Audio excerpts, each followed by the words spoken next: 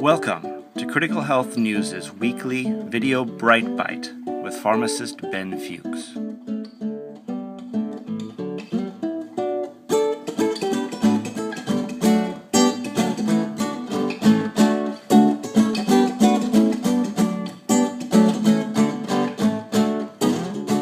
All right, so we've talked about the triangle disease.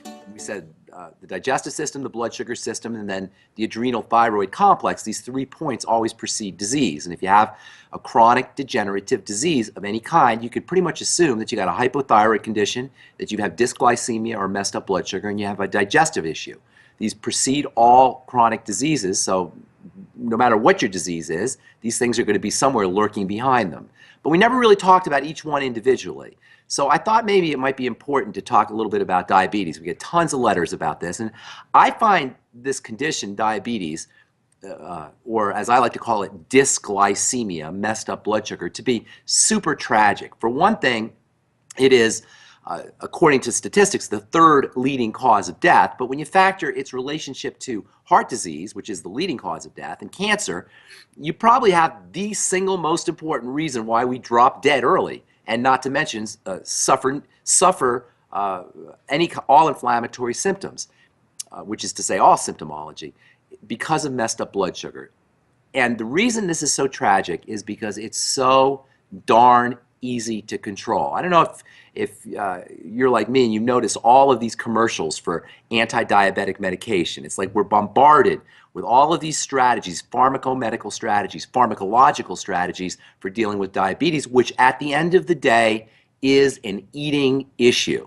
Now, there's two reasons why blood sugar goes up, to be fair. One is because of internal reasons, that is stress hormone cortisol, and elevations in stress hormone can cause blood sugar to rise. But really, from the most part, the reason our blood sugar increases, we have high levels of sugar in the blood, which is how you define diabetes, is from eating.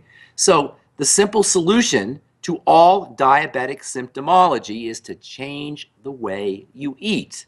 Now, this is easier said than done because we are hardwired from hundreds of thousands of years of evolution to be sugar-seeking machines. So it's easy to say, just stop eating sugar or at least reduce your amount of sugar that we eat, but that's not necessarily enough because we're hardwired to go seek sugar. You've heard the stories about sugar being like cocaine and how it's addicting and how rats will hit a little lever until they die in order to get a sugar pellet.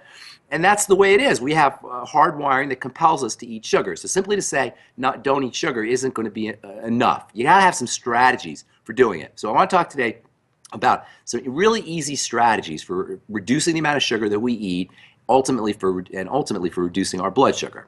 So first of all, the most important thing you could do to reduce the amount of sugar that you're eating is to hack into your sugar drives. That is, to somehow figure out a way to go into the sugar-seeking behavior machinery in the brain and sort of hack into it. The simplest way to do that is to eat more protein. Simple as that. There's a couple of reasons for it, but most importantly, it's because our brain can run on protein, specifically glutamine, or actually something that glutamine gets turned into, which is called an element or a amino acid-like substance called glutamic acid. So the brain can run on glutamic acid, which is derived from glutamine. So the simplest thing you could do right off the bat is get on a glutamine supplement. That alone will create a reduction in your sugar drives. Second thing you could do is eat something called branched chain amino acids.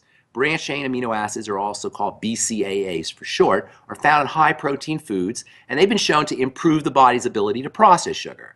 So in addition to supplementing with glutamine, you can also make sure that you're eating fish and meat and beans and legumes and nuts and other high protein foods. Third thing about protein is it's very satisfying and very filling. And after a high protein meal or after eating a lot of protein, you don't tend to be as hungry. So number one, you're going to get glutamine. Number two, you're going to get branched chain amino acids. And three, you're going to improve a sense of fullness in the body. So first things first, eat more protein, including branched chain amino acids and glutamine.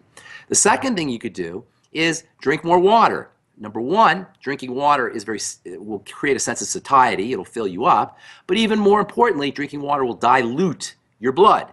and thereby diluting the amount of the concentration of sugar in your blood, diluting your blood sugar. This is especially true if you fall off the wagon, if you're trying to reduce your sugar intake, but you go to a party and eat a bunch of cake or whatever, binge on your cherry pie or pasta or rice or whatever it is. Make sure you're eating a lot of sugar or drinking a lot of water after you eat a lot of sugar.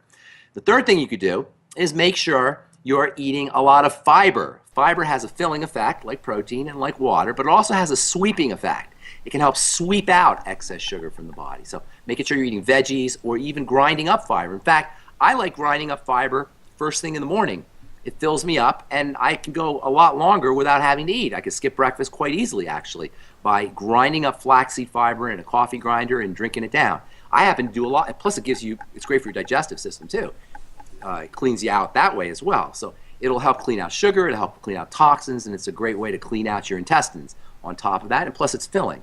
I grind up flaxseed fiber every morning. I mix it in with a little water. Sometimes I'll put a little coconut milk or almond milk in with it, stir it up, and it's almost like a pudding. And I do a lot of it.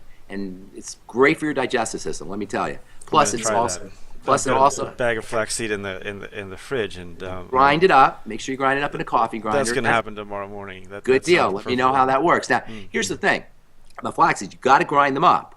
If you don't grind them up, they're going to pass right through. You're going to lose the fiber effects.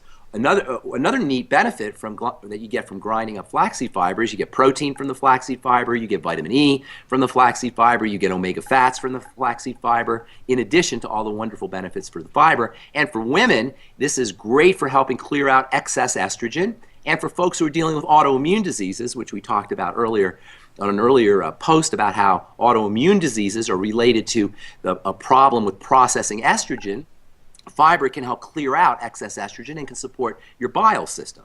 So multiple benefits by grinding up fiber in the morning. Plus it's really filling, so it'll allow you to skip breakfast. You probably won't even need to eat until 11 or 12 o'clock, which is always a good thing. Another thing you could do is make sure you're using sugar metabolizing nutrients that help your body process sugar, and there's a slew of them. Probably the most important, I don't say the most, but near the top of the list are the B vitamins, especially vitamins B1 and B3, thiamine and niacin. Now, the Beyond Tangy Tangerine is a wonderful source of the B vitamins. Fresh vegetables are also a good source of the B vitamins, or you can supplement with these individually, vitamin B1 and B3. B3 in particular is part of what's called the glucose tolerance complex, the GTC, and you can actually get timed release niacin, 100 milligrams or 200 milligrams timed release niacin, and you can use that supplementally. You'll get all the added benefits of niacin, which include helping stabilize blood fats, in addition to helping stabilize sugar. It's a wonderful way to lower cholesterol, and it's very important for brain health too, and also has an important role to play with the digestive system and in skin health. In fact, niacin deficiency has been known to cause a disease called pellagra, which is associated with red skin. Down south, they used to eat a lot of vitamin B3 deficient foods. In fact, they subsisted on vitamin B3 deficient foods, and they used to get red necks when they were out working in the sun, thus the term redneck. That's just an interesting little nutritional story there for you, Jonty. Other nutrients that are important for helping stabilize blood sugar, omega fatty acids, particularly omega-3 fatty acids. Omega-3 fatty acids are deficient in the standard American diet, hard to find in foods. Flax seeds will get you some omega-3 fatty acids, chia seeds, hemp seeds. Fish is one of the best sources of omega-3 fatty acids, and of course there's omega supplements, essential fatty acid supplements, which I highly recommend everybody takes, the Ultimate EFA and Ultimate EFA Plus.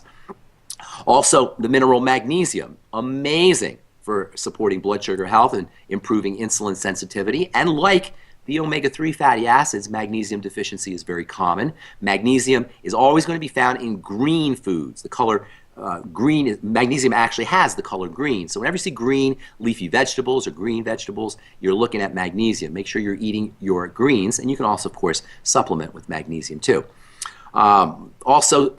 Selenium is also very important for helping with the blood sugar. Sulfur is actually a molecule in the chemical insulin, so making sure you're getting enough sulfur. Both selenium and sulfur tend to be deficient in the standard American diet. You can supplement with both. MSM sulfur is the best way to get your sulfur in a supplemental fashion. And then also probably the two most famous minerals that are important for or recognized for helping stabilize blood sugar are chromium and vanadium. Chromium, like niacin, is part of the glucose tolerance complex, actually the glucose tolerance factor it's called. And the glucose tolerance factor, using chromium supplements can help you make the glucose tolerance factor along with niacin. So supplementing with chromium and vanadium after you eat sweet meals is very helpful. And that's important. Not only do you want to supplement with all of these magnesium and omega-3 fatty acids and selenium and chromium and vanadium and the B complex, not only do you want to supplement with them in general, but you especially want to supplement with them either during your meals or after your meals. So you can sip on your Beyond Tangy Tangerine while you're eating your meals. That will help you process your sugar. And you can also supplement with your Sweeties and your selenium and your MSM sulfur after meals. Help make now sure the Sweeties has chromium and yes, vanadium in it. Chromium, Okay. vanadium, and a couple other things in there that help stabilize blood sugar. I love cinnamon, by the way, for spice because number one, it tastes great. Cinnamon also amplifies the flavor of sugar. So if you do have a little bit of sugar, you'll need to eat a lot less if you put a little cinnamon there. Plus, cinnamon has a very blood sugar stabilizing effects on its own. Also, the herb fenugreek is also good for helping stabilize blood sugar. So there's lots of nutritional and nutritional supplemental strategies that you can use to help stabilize blood sugar, and this is really important because the medical model isn't talking about any of these. We believe that diabetes is some kind of curse that we have, and it's not. It is 100% reversible because it's simply a chemical process or a disruption in a chemical process. Once you correct that chemical process, the blood sugar system will straighten itself out. And considering that it is at least the third leading cause of death, maybe the first leading cause of death when you factor in cancer and heart disease and its relationship to those two illnesses, the tragedy of this thing is beyond belief. Nobody has to suffer with diabetes. And by the way, when you do all of these strategies that stabilize your blood sugar, your cholesterol will drop, your blood fats will drop, and you will lose weight.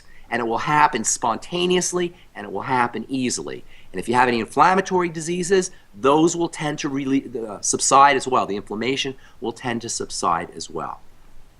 So blood sugar imbalance ends up causing problems for essentially for the pancreas because it's trying to deal with a roller coaster situation. Among other systems, yes, the pancreas is involved, absolutely. So yes, you'll end up with pancreatic issues because pancreas, I've always said, is the Mr. Cellophane of the body.